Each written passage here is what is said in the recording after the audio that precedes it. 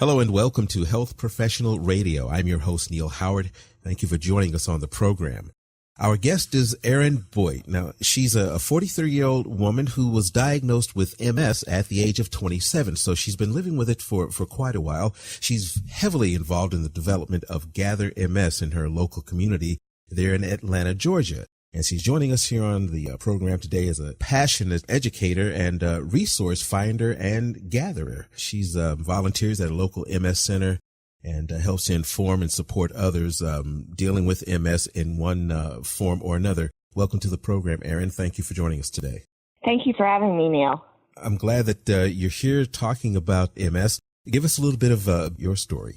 Well, my story is like many other young women that are diagnosed with MS at a relatively young age. Mm-hmm. I was 27 years old when I was diagnosed, and that was in 2002.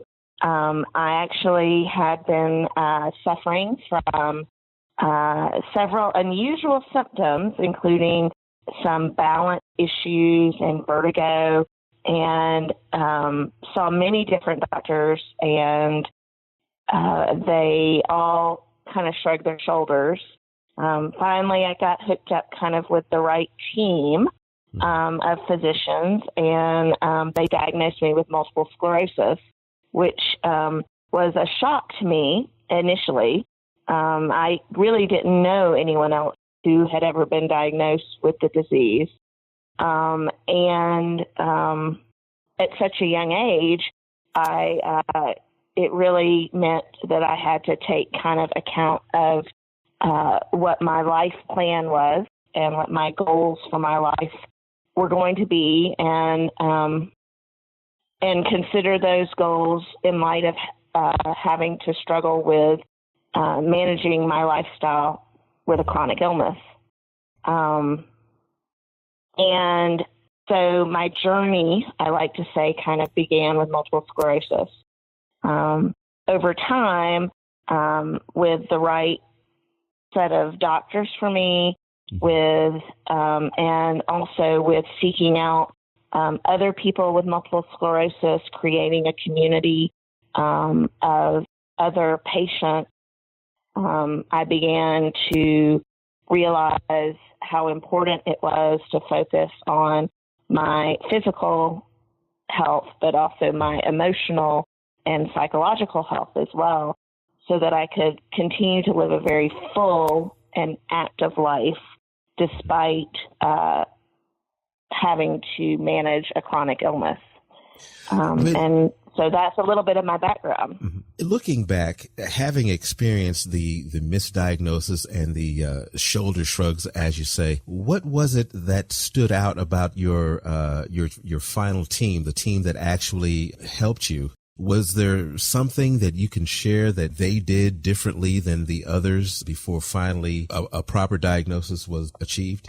I think the biggest factor in that was that the team of doctors actually spent time probing and asking me questions, listening actually to my responses about symptoms and those kinds of things, and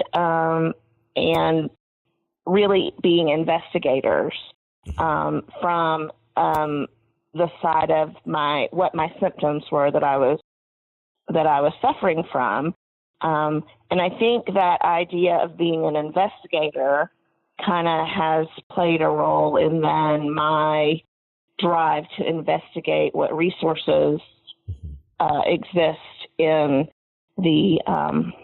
in just everyday life that will help me to be active and engaged participant in my life. And that started kind of at that point, that investigatory process.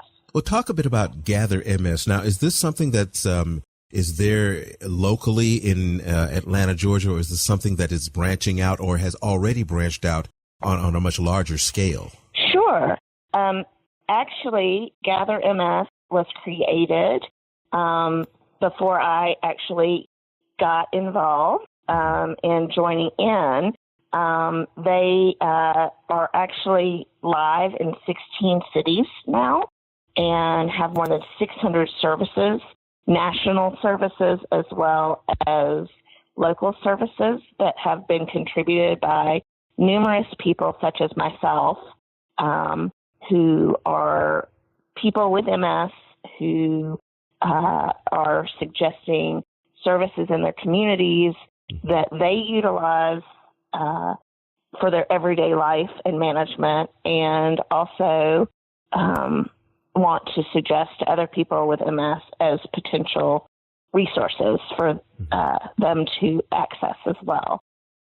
So I actually, the Atlanta market was being developed by the GatherMS team, and they asked for my assistance in helping to kind of launch the Atlanta services. And so I was very active in suggesting all different kinds of services that both I had utilized in the Atlanta market, as well as that I knew that other of my friends and contacts who also have multiple sclerosis in the Atlanta area had also utilized. And so that's how I was invited to kind of get involved with GatherMS.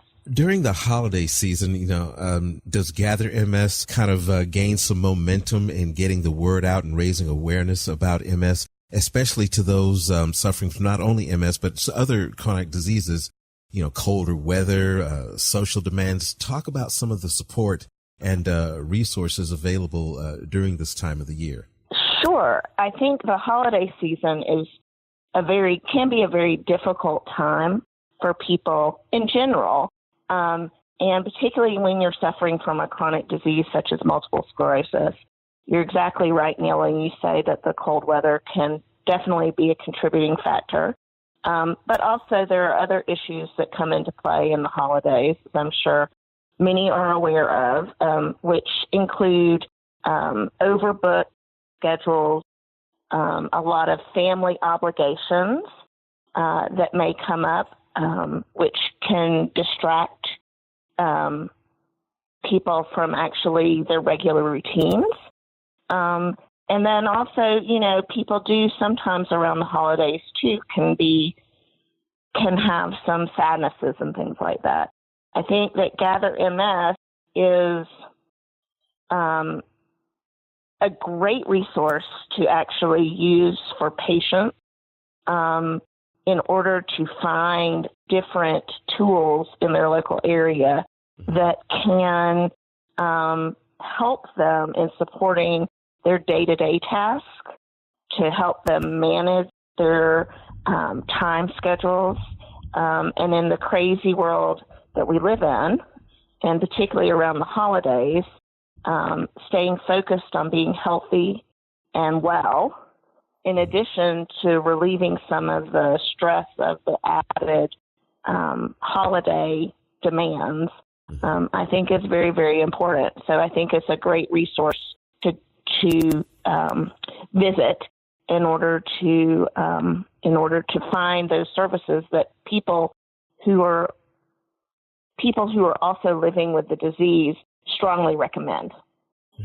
It takes away that extra research time. Once again, website? GatherMS.com. GatherMS.com. Erin, it's very important that we get. Is there an MS awareness month? Are you aware? I believe MS awareness is in March. Mm-hmm. Okay. That I believe is the month for MS awareness. Okay. It's the national month. We are coming right up on that, and there are lots of different opportunities coming up on that month for people to actually become active participants in their MS communities, and GatherMS is a great place to visit, GatherMS.com, where you can find community support and events that will be going on in your local community that are always looking for more people to come out and be part of the team. So thanks, Erin, so much for joining us on the program. It's been a pleasure. It's been such a pleasure for me too, Neil. You've been listening to Health Professional Radio. I'm your host, Neil Howard. Transcripts and audio of this program are available at hpr.fm and healthprofessionalradio.com.au. You can also subscribe to this podcast on iTunes, listen in, and download at SoundCloud. And be sure and visit our affiliates page at hpr.fm and healthprofessionalradio.com.au. Thank you for listening to Health Professional Radio. We're very proud to be an independent broadcaster providing our content free of charge to you, the listener. One of the ways that we're able to remain free and independent is by having people like you become patrons. You can support Health Professional Radio simply by visiting hpr.fm and clicking the button that says Become a Patron. Your patronage of even just $1 a month lets us know that you're there, which in turn makes us more valuable to advertisers. And, of course, if you're able to afford more, then we would certainly appreciate the support. My name is Toby Longhurst from Health Professional Radio. Please visit hpr.fm, click the Become a Patron button, and support us if you can.